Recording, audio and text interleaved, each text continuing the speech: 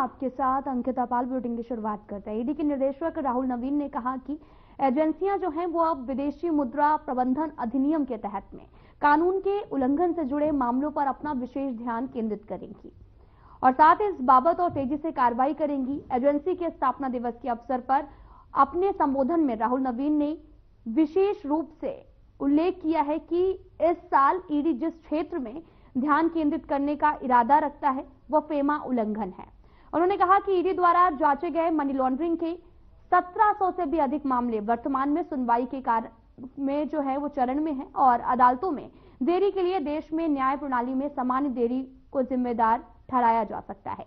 वह एजेंसी की भी भावी प्राथमिकताओं पर प्रकाश डालते हुए निदेशक ने कहा कि ईडी को केंद्र सरकार और भारतीय रिजर्व बैंक द्वारा जारी किए गए विनियमनों और पूर्ण अनुपालन सुनिश्चित करने के लिए फेमा को लागू करने का काम सौंपा गया है। इसमें सीमा पार में वित्तीय लेन देन को विनियमित करने के उद्देश्य से नियम और निर्देश और परिपत्र जो है वो शामिल हैं।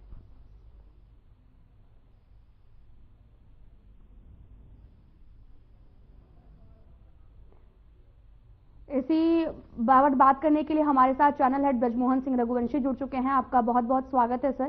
सर, मेरा सबसे पहला सवाल आपसे यही है कि ईडी इस बार जो है वो फेमा पर ध्यान देने वाली है और पूरी मुद्रा पर ध्यान दिया जाएगा।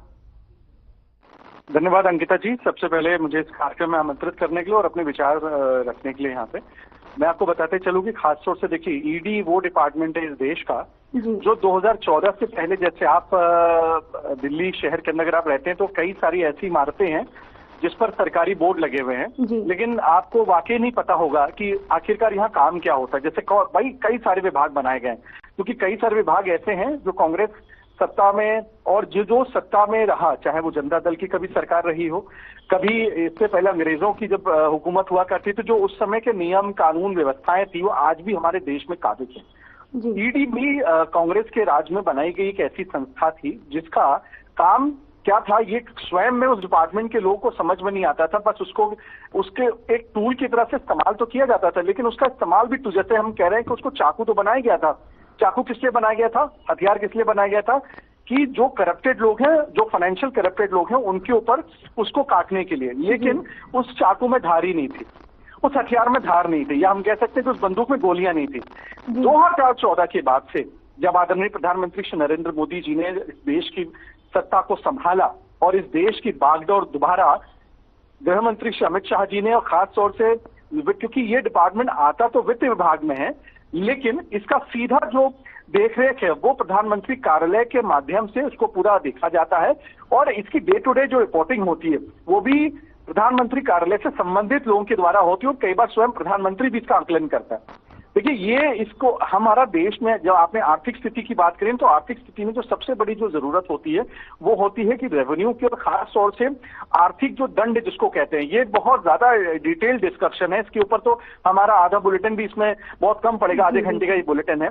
लेकिन मैं आपको बताते चलूं 4-5 जो मोटी मैं पॉइंट्स आपको बताते चलूं, जो मुख्य जो पॉइंट्स हैं। ईडी का जो डायरेक्टर पहले हुआ करता था वो एक आईपीएस ऑफिसर होता था। मैं आपको बताते चलूं, ये डिपार्टमेंट जो है वो फाइनेंशियल डिपार्टमेंट है, यानी कि इसमें पैसा किस बैंक से किस बैंक में ट्रांसफर हुआ, किसने कितना पैसा विदेश से ट्रांसफर कराया अपने इंडियन अकाउंट में, किसी की जो कंपनी थी वो 4 करोड़ की थी, अचानक 400 करोड़ की कैसे होती है, उसने कितने खाते खुलवाए हैं पूरे देश के अंदर, ये जानने के लिए जैसे आप बीकॉम, बीएससी और बीए जैसे 3 अलग अलग विषय पे आप काम करते हैं ना, या पढ़ते हैं हम, उसी तरीके से जो इसका विषय है वो फाइनेंशियल विषय। लेकिन जो इसका निदेशक हुआ करता था, जो इसका जो सुप्रीम होता था, जो इसका विभागाध्यक्ष होता था, वो आईपीएस होता था। अब देखिए, आईपीएस की जो जिम्मेदारी होती है वो है करप्शन को मिटाना और जो है जो हमारे जो खासतौर से जो आरोपी होता है उसको कहीं ना कहीं उसके खिलाफ कार्रवाई करना। लेकिन जब हम उस बीएससी के आदमी को बीए की टीचिंग आप कैसे करवाएंगे, या आपने अगर जो है अगर आपने आईपीएस आप बने हैं तो आप डॉक्टर की कैसे, आप डॉक्टर की पढ़ाई और डॉक्टर का काम कैसे करेंगे आप। ऐसा ही कुछ ईडी में हो रहा था। यहाँ पे जो ईडी का डायरेक्टर था वो आईपीएस था। जैसे ही यहाँ पे आदरणीय प्रधानमंत्री श्री नरेंद्र मोदी जी की सरकार बनती है, उन्होंने सबसे पहले शिकंजा कसने के लिए गलत लोगों के ऊपर, आर्थिक रूप से कमजोर जो इस देश को कर रहे हैं, जो टैक्स की चोरी कर रहे हैं, जो तमाम पैसा विदेश से लाना और ले जाने का काम करते हैं, उन पर कसने के लिए उन्होंने ईडी का जो डायरेक्टर है उसको एक इंडियन रेवेन्यू सर्विसेज के व्यक्ति को बनाया, IRS को बनाया, जिसके पास खुद की उस बात की समझ और सीख थी कि वो कैसे इस डिपार्टमेंट पर अपना असर छोड़ सके और इस पर कार्रवाई कर सके जो गलत लोग थे। मैं आपको बताते चलूं कि 2014 से पहले ईडी जब किसी को रेड करती थी तो आपको पता है कि उसमें रेड के अवसर पे कितना पैसा बरामद होता था? 10 लाख, 20 लाख, 40 लाख, ये बहुत मैक्सिमम मैं बता रहा हूं आपसे। लेकिन जब ईडी आदरणीय प्रधानमंत्री श्री नरेंद्र मोदी जी के नेतृत्व में काम करनी शुरू होती है, तब ईडी की जब रेड होती तो आज के समय पे आपको 200 से 400 करोड़ रुपए तक बरामद होते हैं। और ये तो कैश की बात कर रहा हूं जो बरामद होते हैं, उसके अलावा जो ट्रांजैक्शन और जो आर्थिक जो अपराध किया गया है वो हजारों करोड़ रुपए का होता है। और आज इसी के चलते आंकड़ा मेरे पास वर्तमान में जो दूं वो बढ़ रहा है। बेसिकली मैं आपको 31 मार्च तक का आंकड़ा मैं दूंगा जो कई हजार करोड़ों का था।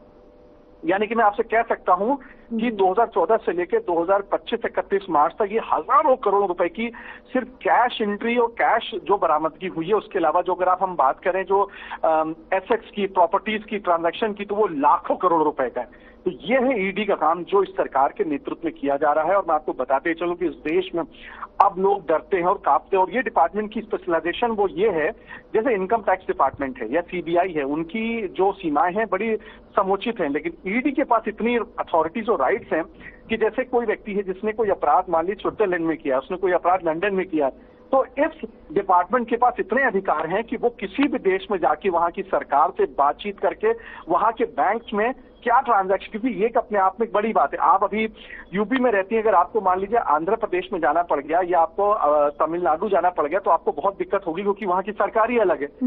तो इसलिए आपका ऐसा व्यक्ति के साथ आपका तालमेल, ऐसा व्यक्ति होना चाहिए जो कि किसी स्टेट, अगर दूसरे राज्य में उसने कोई अपराध किया तो वहां की सरकार, वहां की व्यवस्था के साथ आपको तालमेल बनाना पड़ेगा।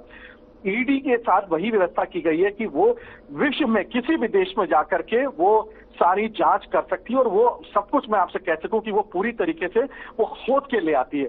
और उसके पास इतने जबरदस्त इक्विपमेंट्स और इतनी जबरदस्त शक्तियां, और उसके पास इस समय जो हम कह सकते हैं कि टेक्निकली इतने साउंड है ये लोग कि मैं आपको बताते चलूं कि इस देश का 1.5 अरब की जनसंख्या वाला इस देश में अगर किसी ने फाइनेंशियल घोटाला या आर्थिक अपराध किया है तो बख्शा नहीं जाएगा। और वर्तमान में राहुल नवीन, जी हाँ मैं नाम ये दोबारा लेना चाहता हूं, बहुत कम लोगों को इस नाम के बारे में पता होगा। राहुल नवीन जो वर्तमान में निदेशक हैं इस समय ईडी के, जो भी जबरदस्त काम वो इस देश में कर रहे हैं वो पब्लिसिटी, क्योंकि वो नेता नहीं है इसलिए वो हमारे फोन पर अवेलेबल नहीं है। कल उनकी जो है जब ये कार्यक्रम होता है और उन्होंने इस आंकड़े को रखा तो ये अपने आप में जानकारी है। वो कभी नहीं चाहते कि वो चाहते हैं ईडी के बारे में लोगों को पता चले। और खासतौर से देखिए वो कोई ईडी को एक किताब की भांति नहीं रखना चाहते हैं कि सबको बताते चलें। उनका ये मानना है कि हम जो काम कर रहे हैं वो हम सरकार के आदेशों पर कर रहे हैं और देश के हित में कर रहे हैं। We are for the nation, ये उनका मानना है। और अगर देश के लिए जो काम करता है उसको पब्लिसाइज और पब्लिसिटी करने की आवश्यकता नहीं। हम जो काम कर रहे हैं और जो मुझे देख रहा है वो जान रहा है। बाकी मुझे न मीडिया को बताने की आवश्यकता है, न मुझे किसी को जताने की जरूरत है कि हम क्या काम कर रहे हैं। तो मैं बताते चलूं अंकिता जी आपको, इस देश में बहुत सारी संस्थाएं, बहुत सारे विभाग ऐसे थे जिनके बोर्ड लगा रहता था, जिन पर करोड़ों रुपए जिनकी सैलरीज जाती थी, लेकिन उनका काम जो था वो आपको मैं बताते चलूं एकदम नाम मात्र था। लेकिन वर्तमान में देश की जो सबसे बेहतरीन एजेंसी और सबसे हम कह सकते हैं कि त्वरित काम करने वाली जो एजेंसी बन चुकी वो ईडी है। और ये सौभाग्य है हम सबका, इस देश का, कि ऐसी संस्थाओं को आदरणीय प्रधानमंत्री जी के नेतृत्व में इस पर कड़ी निगरानी रखी जा रही है, जिसके चलते और खासतौर से वर्तमान में जो अधिकारी जो यहाँ तैनात हैं वो देशभक्त हैं, राष्ट्रहित में काम कर रहे हैं। और इसी के चलते देश में आने वाले समय पर जो आर्थिक अपराध होता था अब लोग उससे कांप रहे हैं, वो करने से काफी डर रहे हैं। और अगर किसी ने कर भी दिया तो फिर वो बचेगा नहीं। और जो उसने फाइनेंशियल ट्रांजैक्शन किए हैं वो देश के खजाने में वापस आ रहे हैं और आगे भी आएंगे। अंकिता जी, ब्रजमोहन जी आपका बहुत बहुत धन्यवाद तमाम जानकारी देने के लिए। तो बढ़ते हैं अगली खबर की तरफ। भारतीय वायुसेना